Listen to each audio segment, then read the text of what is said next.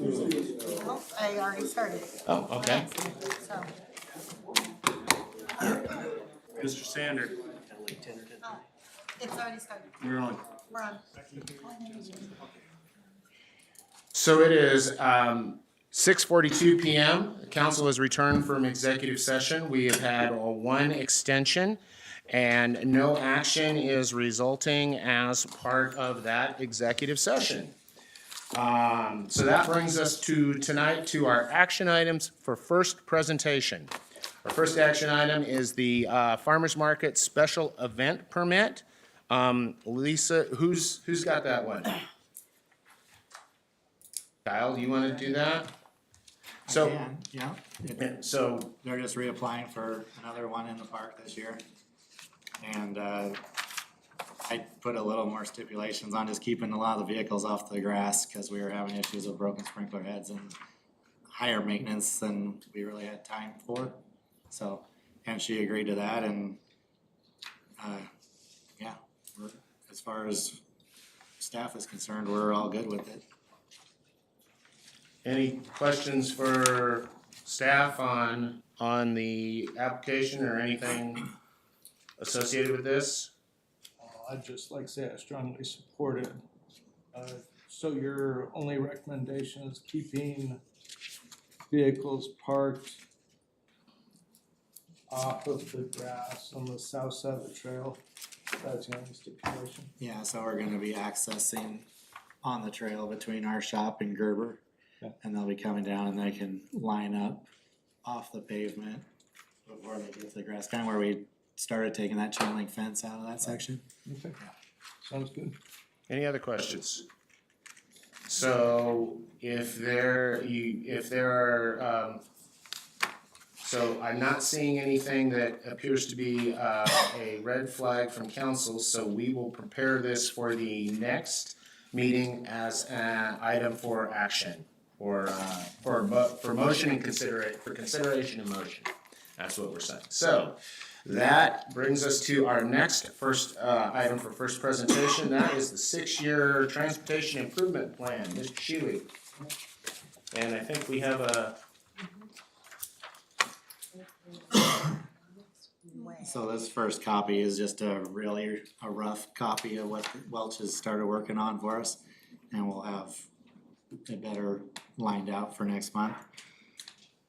Just a little reiteration of what the STIP is it's a list that identifies potential projects and or areas that need attention. And in order for them to qualify for potential funding, they must be identified on the STIP. If it's not on there, then we have to pay for it out of our own pocket. So I think we kind of had gone over this a little bit before, potentially all the Argonne things, if those come to fruition. My only goal was if we're gonna do it, I think we should do the whole thing all at once. That way all the pavement deteriorates at the same time. And as far as, the businesses and stuff are concerned, you're kind of just ripping the Band-Aid off, just get it all done at once and then you're out of there and you don't have to come back hopefully anytime soon and tear it up and disturb stuff again. so there would be the Argonne project, and then there would be what's known as an FDR, a full depth reclamation of Argonne between Trent and Frederick. So we would take the portion that was not fully given attention to during the last Argonne project. That would also marry that pavement a lot better into the concrete intersection at Trent. So as we continue to have issues there with the asphalt sinking before that. And also, if we can get all the pavement on the same page, that would also set us up when it's needed to do like a chip and seal over the entire thing too, to just preserve it that much longer before we gotta do all that full depth stuff again. I guess the next thing, if you're done with the Argonne talk, the next thing would just be, I think, in tentative projects upcoming that we would wanna address is Empire is starting to need a little attention, so we would start to look at that for different avenues for traffic calming.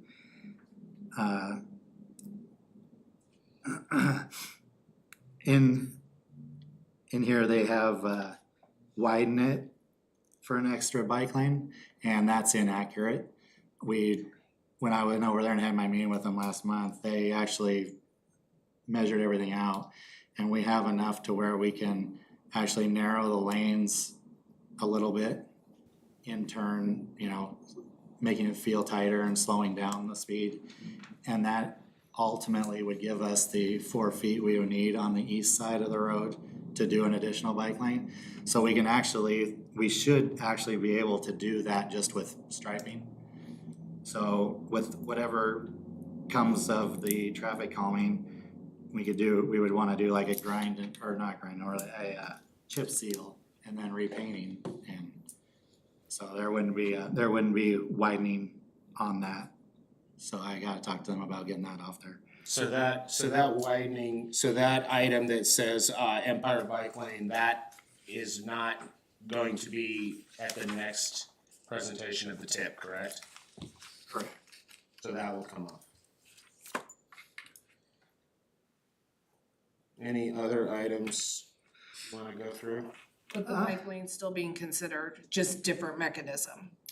Correct. Instead of adding asphalt to the side, we're gonna be able just to do it basically with paint with traffic marking. The sidewalk Dalton improvements, I think, we're gonna keep them on there definitely, cause it's gonna be an ongoing thing. And there is some out there that I have budgeted to address this year that were beyond being able to be cut, that are actually gonna have to be ripped out and replaced. So, we're gonna definitely leave this on there to, and the ADA ramps and everything out there need to be updated, so it's definitely still a big expenditure. We did the cutting and that alleviated a ton of trip hazards immediately, but that's still gonna need some long-term remedies. And then Liberty and Euclid are the next most used roads that could definitely use chip seal to prolong the longevity of the asphalt. The Buckeye chip seal, so Buckeye got repaved from Sargent to Vista, and that's all new and beautiful. From the east side of Sargent to Argonne, that stuff has been patched a couple times and dug through and repaved, and it could use a little bit of love there, so that would be the next spot we would like to put some attention at. And then the northbound lane that turns into Walgreens and then merges abruptly right thereafter, that's been a cause for some issues and I think lots of hot tempers. And so there's been talk of trying to alleviate that turn lane, get that out of there. And also that would keep, because one of the main things is people are racing across there. So they're already going, 30, 40 miles an hour, and then they just kind of keep on coasting through town at that speed. So I think alleviating that little drag race off that light would help remedy some stuff too. I think that's basically what I got. Also the Grace signal, we've been having, I know Dan mentioned it and other people have called in and complained about it. Mainly the signal here at Empire, all the controls and stuff in there for the crosswalks and stuff are all outdated stuff, and the county does all of our servicing and timing and stuff on that. And they have been band-aiding them together for us, but you can't get new parts for them. And so they've just been scabbing parts off stuff in their yard and trying to keep them limping along. Well, it turns out that the Grace signal is the same way. And so occasionally there is TIB and different funding out there for safety signals and stuff like that. So we want to make sure we got that on there, so, we can get that going. I think that's what I got. So questions from the council on this? So are signals TIP or TIB possibility? Yes. Yeah. Because that seems to me with the advancement in technology of those signals, we could do a lot of traffic work with some different signals, especially up at Grace, but also the others, but in the future. But I think getting those walk signs to work is important. I mean, otherwise, why even have them? So if we could scooch that up somewhere, you know, and keep our eyes open, that's, you know, they need to be usable. By having it identified on the 6-year tip, it doesn't have to live at the year it is scheduled for. We have that ability, but as Kyle said, if it's not on the tip, it's not eligible for state or federal funding. So hopefully we'll be able to find some funding for that. It's an expensive little piece of, you know, four little boxes of walk, don't walk, you know? Any, $80,000 a box. any other questions for Kyle on this? So just to be clear, Kyle, these are the projects that are identified, other than that, Empire Bike Lane, which will come off. These are the projects that are identified for this 6-year tip, this year's 6-year tip, and we're not adding anything, it's just, this is the final form for the projects. Yeah, I think actually we might just change the wording on that. Not necessarily. Restriping, Yeah. Okay. Keep the option for the bike lane, just not put white in Empire to do it. okay, so that will stay, all right. So this is the first reading, no action.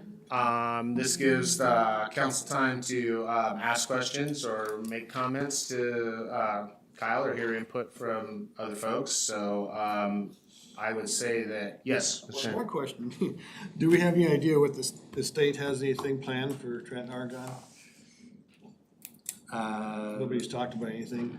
Not that I'm aware of. They're talking about redoing the intersection of Upriver and Argonne. Yeah. Not this year, but it's in the game. But I haven't heard anything really. I think the talk was if we were going to eliminate that turn lane, obviously they would have to probably take 2 lanes heading eastbound on Trent. You know, cause right now they got one that goes straight north to dead end, so. Okay. So I can say from SRTC, there is no project or no need identified for any for the Trenton Argonne intersection on WashDOT or on City of Spokane Valley. Yeah, right now all the focus is on trying to remedy whatever's gonna happen at Pines and Trent. And then Sullivan and Trent, which will be the other big one. So, yeah, that's not anything. And in some past discussions with WashDOT, given the way that approach is, because it's the undergrade approach, there's not a lot they can do with it. There's not a lot of stuff. That one, the upriver Argonne intersection will be the next major revision we will see to Argonne. So, as I said, this gives the opportunity for you to hear comments from citizens or make your own questions to Kyle. This will come back at the next meeting. We have to have this approved by I believe it's June 6th. Don't quote me on that, but I think it's right in there. June 6th, so we may, I don't think, that doesn't meet our meeting, so if for some reason we bring. Actually, I think I must have misspoke, cause I think we had time to do the final approval in June. Okay, it so must be months, later. good I'll job. have to look at So we do have one opportunity to, at a regular meeting, if this needs to be punted forward to June, it could potentially be punted forward to June. But June would be, for a regular meeting, June would be our drop dead meeting for consideration of this. Thank you for keeping the bike lane. Yeah. All right, so that concludes the, good Lord. That concludes the first readings, and that brings us to our lone action item for consideration and motion tonight, which is the consent agenda, which consists of the city council regular meeting minutes for the March 2024 meeting, the 2024 treasurer's report, the March 2024 claims, and the March 2024 payroll, and the 2024 Arbor Day proclamation. Any member of council wish to take any of those items separately tonight? Not seeing or hearing any, so at this time, I would look for a motion on the consent agenda. To approve this consent agenda. I'll second. Moved and seconded. Any discussion? Seeing or hearing none, all in favor? Any opposed? Not opposed, the consent agenda is passed, and that concludes our action items for tonight. That brings us to our reports. No action on the reports. First report is our treasurer's and acting clerk report, which is Ms. Matkin. But I would ask Ms. Castles if there is anything that you wish to impart to the council. Nothing really. Debbie's been busy working on annual report and those sort of things. We've had some increase in like fence permits and that sort of thing this season. But other than that, things have been just moving along. Normal pace. We are continuing to look for, or determine how best to, load level or re-bolster the clerk position. Probably gonna try and come up with, as we said at the earlier meeting, trying to home grow a clerk with some oversight from an outside, certified clerk, certified Washington State clerk. So we will be working through that. That's kinda it on that. So, if there are any questions, I think Debbie would be back, Thursday. She's pretty sick. But I would direct your questions to Deb at that time. Can I share though that we are starting the finance committee back up prior to the next meeting? So Sean, myself, and Deb will be starting to meet an hour before city council every month. Awesome. Excellent. Okay. Excellent. That is good news. So that brings us to our facility report. Mr. Shiwi. A little update on the elevator progress. We had a little bit of a scheduling issue with Vertical Options and getting all their projects, cause springtime, everybody wants to get going on stuff apparently. We got our electricians coming in this week to wire in the main power disconnect for it, and then they said they will be here the week of the 15th. I don't know if that means 7 AM on the 15th or Tuesday or Wednesday or what, but I'm confident they'll be here that week to get it in. I don't think it's gonna take them very long. And then we gotta have Clevenger Construction come in and just kinda seal it up, reframe the walls back up to the apparatus and make it look all pretty. Been doing some spring cleaning in the park, getting all the leaf piles that have been blowing around all winter and all that done. Got the backflow devices in the park and did some flushing and everything. We're hoping to get the bathrooms opened up before this weekend. But also, I think it's going to be posted on the website, and I think it went out in the newsletter. We are looking for a couple of part-time lifeguards for the wading pool. And with the personnel change of Daniel Heatcox moving upstairs, I am looking for a full-time maintenance worker 1 position. You know, somebody mainly to do all the park and trail responsibilities and kinda do that. We got all our winter toys and stuff cleaned up and put away for the season.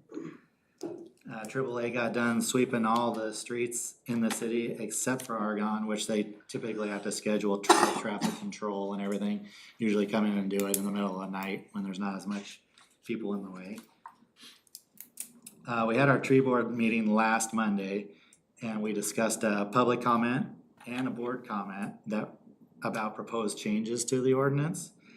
And as a result, we decided to call a special meeting to expedite things since we only meet quarterly. And so we're gonna have Jim Flott, our consultant and the creator of our urban forestry management plan, come assist with the public and board comments that arose.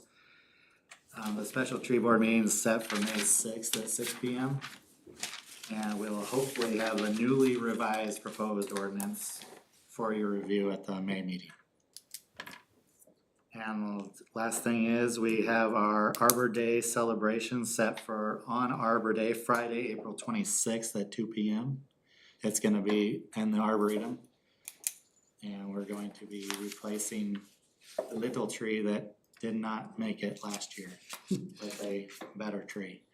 And that's all I got. Any questions for Kyle? Mr. Sander? What'd you mention about Daniel? He is now upstairs. Yes. Yes. So- Oh, that's a permanent change? Yeah, Oh, yeah, okay. yeah, so I needed to, yeah, they essentially stole my guy, so now I gotta. Okay, good. Yeah, So so we're Dan, down to three, it's just Matt, I and Bryce, and we're chugging along. So will he be holding on to, he's not gonna have his tree hat on anymore? No, I think he's still gonna help us with that, 'cause, yeah, so Daniel is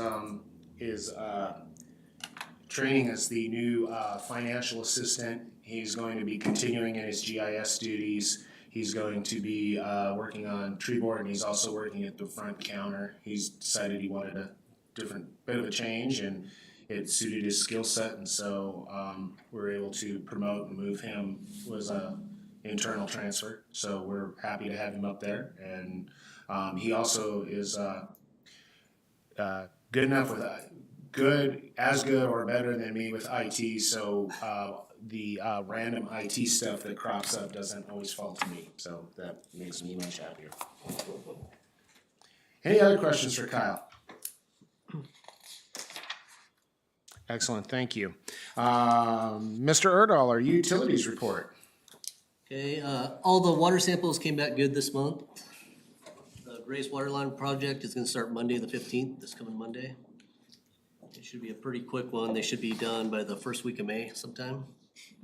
We had Pacific Power come out and they did a routine maintenance on all the generators. And Bigfoot finished wiring the transfer switch for New Park generator, so that's online and ready to go. Hydrotech will be out sometime this month to install a new flow meter at Old Park. And we got all our backflow devices installed and ready for the warmer weather. And sewer, AAA was out and they cleaned all the sewer lines in area 2. They do that, each area, 1 time a year, so. Any questions for Matt? Thank you very much, Matt. So, Ms. Tanyo could not be here tonight, but there is a report, from her in there. There was in your packet. There was a question that was brought up, from, some citizen, public remarks regarding, land use fees and the fee schedule, and those, are addressed in her planning, in her document, if you have questions or wish to review that. Some of the, I think it's basically the comparisons that were offered up as sizes, as cities, where cities of the same population but not as the same complexity, or having planning departments, or within an urban growth boundary, et cetera, but that's in there for your review. Licensing and application review is proceeding apace on things. We're waiting for some reviews on some residential construction, and then the new Starbucks is fully permitted. It's just waiting for phasing from the contractor. It's ready to go. They can break ground as soon as that contractor is ready to go. And Amanda is working through the land use and land comparison analyses. And so the goal is, once she has finished that, we would be looking for setting a special joint meeting, or either a special meeting, joint meeting of the council and the planning commission to present those items, or an early meeting of the council where the planning commission would come in. So I hope Amanda was also really sick last month for a few weeks, and so she's behind on work. This has slipped a little bit, but I'm hoping that by the end of this month, she's able to give me a firm fixed time as to when that would be coming. So at the next meeting, we'd be having more of a discussion of when that special meeting might be, when we might want to look for that special meeting, understanding that folks usually like to not have those things during summer. So, if there's any questions on this report, I would say at this time, please just note them and get them to me, and I'll get them to Amanda and, get responses back to the council. We do not have a legal report tonight. I won't put Mr. McPhee on the spot. Mr. Worst could not escape from Hawaii in time to be here, so he is where he is. Right now, the mayor's report, a few items.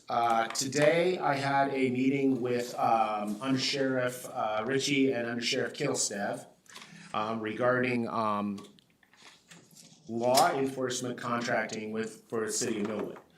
Under Sheriff Kilstev will be present at the May meeting to make a presentation to the city council on your consideration to change our contracting from the LECAP, the Law Enforcement Allocated Cost Model, to a more fixed cost for service. A few things that, just to summarize, but he can make the presentation, we'll go from there, is this new model that the sheriff's office has recently come up with, this new contracting vehicle. It eliminates the 2-year look back. So we no longer have the settle and adjust period for 2 years. So we don't have our standard law enforcement contract and then get hit with charges that we got assessed with 2 years ago.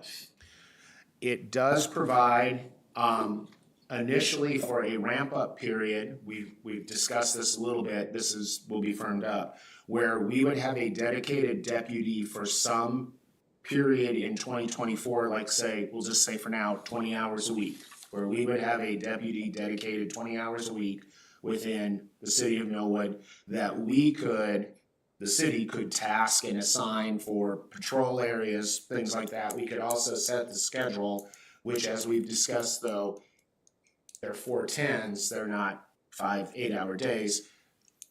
Otherwise, our service would continue just as it continues now, because when that deputy was not here, they would back us up like the regular region.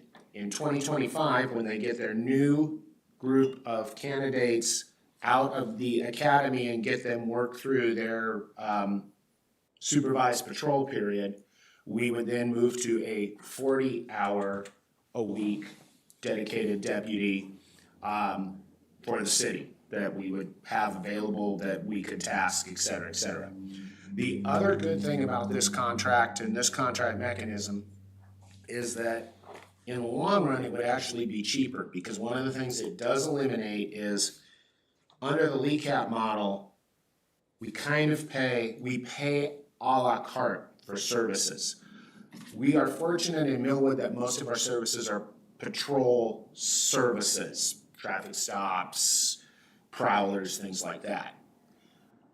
When we have major crimes, if we have major crimes, when we have major crimes, we are billed for the hours incurred by detectives, crime labs, etc., for those costs. The problem is that we are billed on the settle and adjust, so we don't see those costs for 2 years. This contract eliminates all of that. Basically, what we get is a firm fixed price for service.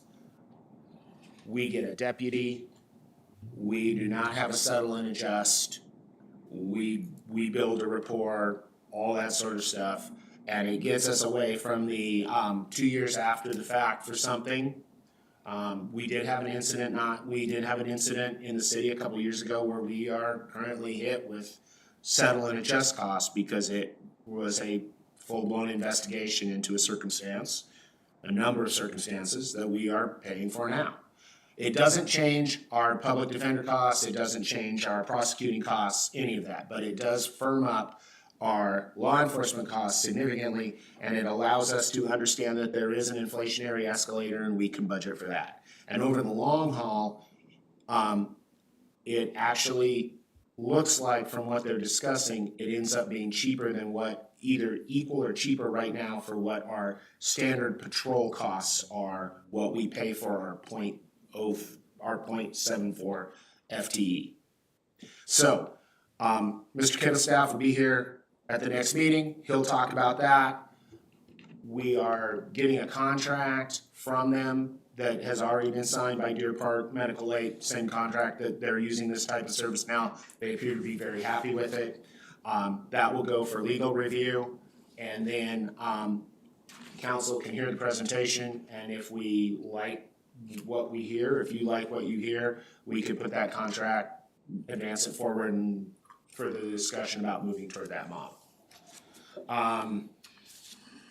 Otherwise, we continue to have discussions for the right-of-way acquisition for IEP.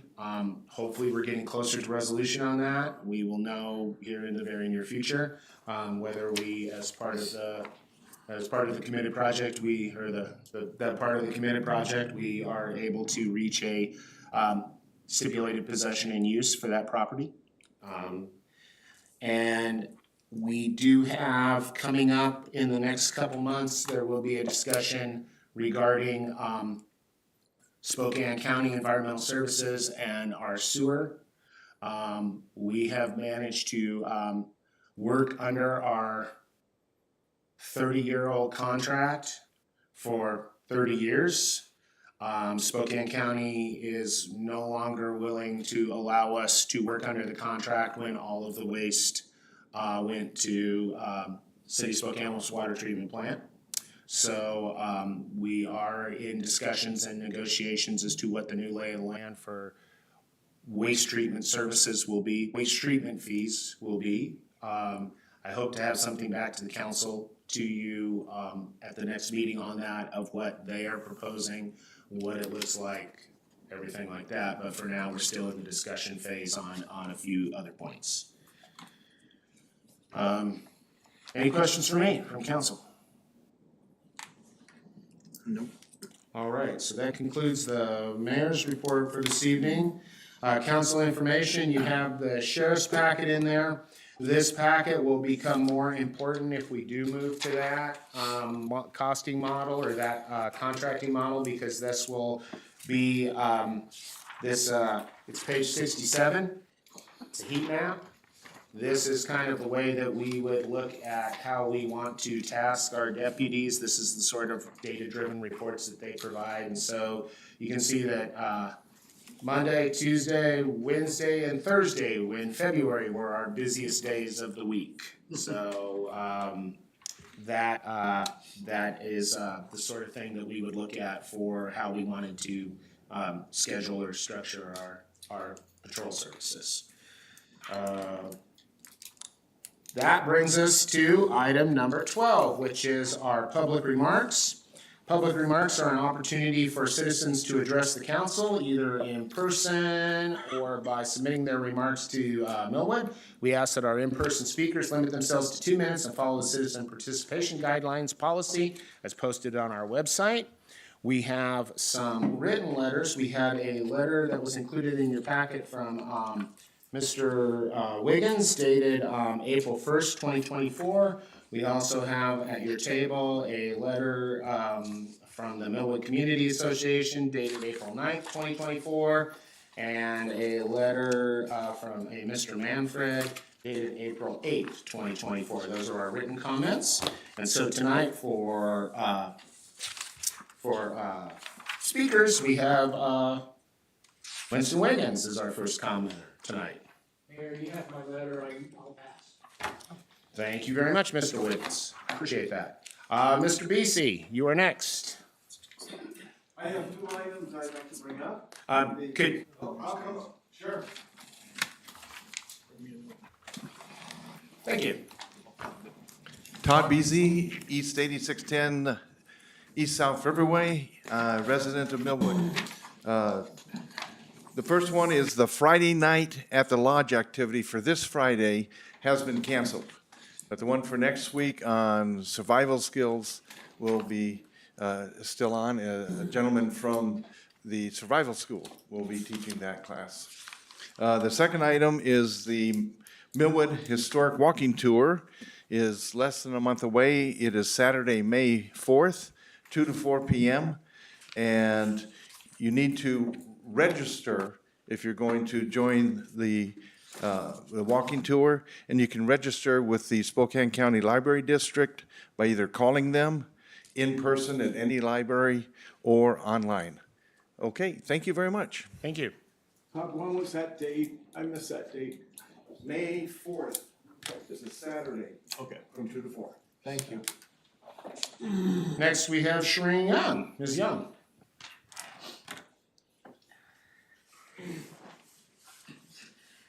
Good evening, Shereen Young at 8903 East Liberty, and I am actually speaking on behalf of our Millwood Community Association. Thank you so much for Mayor Freeman and our city council. And as you all know, we live in a wonderful city. All the hearing that we just were able to listen to in regards to your work session, I think all of that lets us know that you believe we also live in a wonderful city and why you have chosen to serve us. And so we do thank you for that. We have multiple assets here, parks and trails and schools and playgrounds. And that is why our businesses did right today. And so, if I may, we say in January of 2023, we, the Millwood Community Association, formally communicated our concerns regarding the proposed Argonne widening project. Our apprehensions centered around its misalignment with the comprehensive plan and the lack of transparency on the project proceedings. Our concerns have deepened over the last year, and despite the engagement and dialogue that ensued, critical issues remain unaddressed, so prompting us to seek an immediate pause and reassessment of the project. The 2007 study guiding the proposed widening is outdated. It overlooks key infrastructural developments in Spokane County, including 7 miles of the North Spokane Corridor and Bigelow Gulch overhaul, among other connectivity improvements that are happening and shifting traffic patterns. Millwood's comprehensive plan anticipates that the North Spokane Corridor capacity to absorb the volumes of regional traffic, even hinting improvements on Argonne Road, might become redundant. The comprehensive plan explicitly includes clear guidance against widening of Argonne, knowing that such an action would exacerbate our community division. As we said, we don't want to be east and west and complicate pedestrian accessibility. The longstanding guidance seems to be conspicuously overlooked in our current project trajectory. And it took months to repave Argonne Road, as you all know, in summer of 2009. During construction, visitors could not access local businesses, and businesses bore the brunt of the property disruptions and incidentals during construction, leading to loss of revenue, some cases permanent closure. The current project's multiple phases will cause similar disruptions during the winter of 2025 or summer of 2026, or whenever that may be. I understand that changes. Rerouting traffic through residential neighborhoods without necessary infrastructure improvement presents significant safety hazards and disrupts tranquility of our community. This will be acutely felt in East Millwood, as diverted traffic relies on that East Empire Road, a road the residents are already worrying about, already concerned about it being unsafe speed, overused by non-residents as a shortcut. In the long term, this project fundamentally alters the layout of our town. The project, as designed, removes the northbound left turn at Argonne and Euclid. Restriction impedes access to those businesses and harms long-term viability, while forcing local residents into longer or less direct routes. Widening Argonne prioritizes the fast-moving vehicular traffic over the well-being of Millwood, and the project removes the north-south pedestrian crossing at Argonne and Empire. Forcing pedestrians into the arterial carries about 30,000 vehicles a day, and pedestrians traveling north or south on Argonne will be forced to cross this widened corridor twice, magnifying the risk of danger. This will be especially affecting those with mobility issues, and the design flaw neglects the critical need for ensuring pedestrian safety and accessibility, ultimately compromising walkability and livability. So as proposed, the project locates a 10-foot wide pedestrian path on the opposite side of Argonne from our business district That is a big, big issue for us. And positioning the pathway away from the commercial heart of Millwood, it not only misses an opportunity to enhance our aesthetic vibrancy and accessibility, but also leads pedestrians to that crossing, that problematic crossing at Empire. So the grave concerns stem with this misalignment with our community priorities. Take, for instance, the constraints caused by the railroad. We understand why it limits construction to a certain distance from the railroad switch leading into the paper mill. Shereen? Time. I mean, Okay. I'm. But no, I apologize, so thank you. I do thank you. This is in our letter. It was really reviewed quite a bit, and we thank you for your time. Thank you. So next we have Lucas Garcia.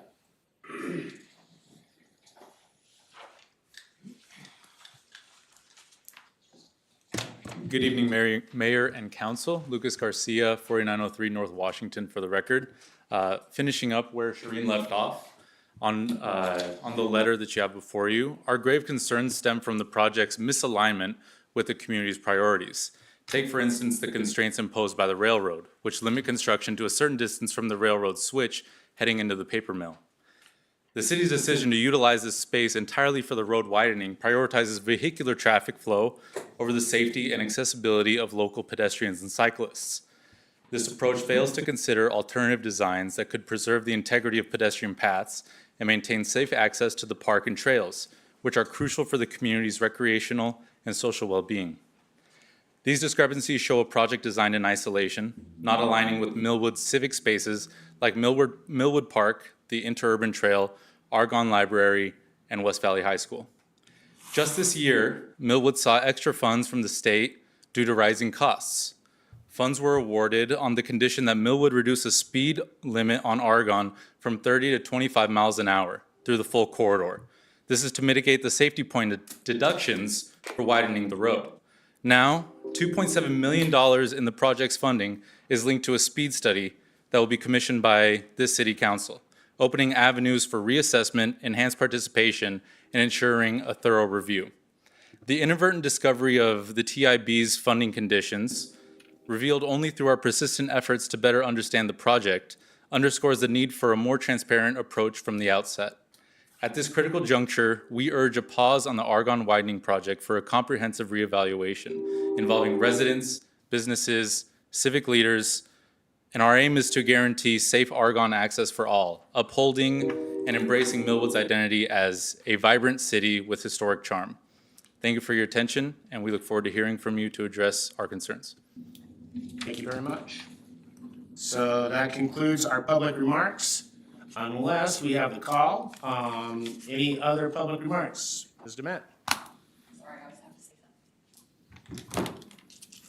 Donna Dement at 10306 East Empire, and I did not hear why we want to put another bike lane in down Empire, but I know I can't really ask questions, but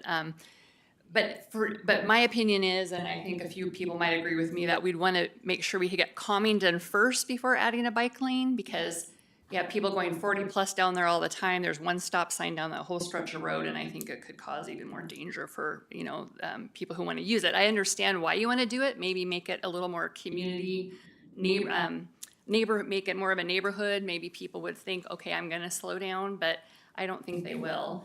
And so I don't know. I don't know what suggestions to make for calming. More stop signs, more. Somebody talked about putting those little posts in the middle of the road so you actually had to drive around because there's not a lot of space to put a big roundabout. I even suggested one time with a last planner a long time ago to put in some speed bumps just for the summer, because you see the ones that are temporarily in parking lots for the summer and then they remove them during winter. And you wouldn't need a lot of them. It's just ideas, but anyway, that's all I have to say. Thank you. Thank you very much. Second call for public comment. Third and final call for public comment. Seeing no further public comment, public remarks, we will close the public remarks period. And that brings us to council comments. We started this way, so Mr. Strauss, any comments? Thank you. Mr. Sander, any comments? Mr. Van Hees, any comments? Ms. Bisi. I have comments. So I will be attending the tree board, and so I have to declare that in case other county council members are attending. And then, I don't know that there is a barring of us articulating our reasoning. My understanding of the Empire Walk is that is a traffic calming because they will actually be narrowing the, lanes. Not that we shouldn't consider and embark on conversation around other things, but I heard, very clearly that that actually is a, traffic calming solution. Correct. I personally, the one thing that really struck me and hit home was when they did Appleway. Appleway is so wide and the lanes are so wide, man, you fly down that thing and you don't even know you're going 10 or 15 over. So I will personally attest to, yeah, if you shrink it down and you make people feel more claustrophobic in turn, it does work. Europe relies on it, and you throw people on the side of the road, people do slow down, so that's not where the conversation ends, I just want to explain some logic of why. Any other comments? So I have another comment on if anybody else is going to the Arbor Day. I would be interested, but I'm not ready to make a commitment, so I'll let Lisa know if I am. But if anybody else wants me to let Lisa know. Yeah, that's a good idea. Thank you. I would suggest if somebody from the council wants to go, I will not be able to make Arbor Day this year. Oh, okay. So if city council wants, or city wants a representative, elected representative there, I can't make that. I'll be back up but I think you should honestly be the preferred person, you just articulated a desire. Okay. But I will be your personal I backup, said Dan. you were gonna do that. That's right, I was gonna be your backup. So we got two We'll sort it out, one of us will show up. April 26th. Awesome. I'll call and remind. So that was the one announcement, which is the Arbor Day celebration. And so with no further announcements, our next regular meeting is set for May 14th, 2024 at 6 p.m. With that set, I would look for a motion for adjournment if there's no further business. I'll make a motion to adjourn. Second. Moved and seconded. Any discussion? All in favor? Aye. This meeting is adjourned.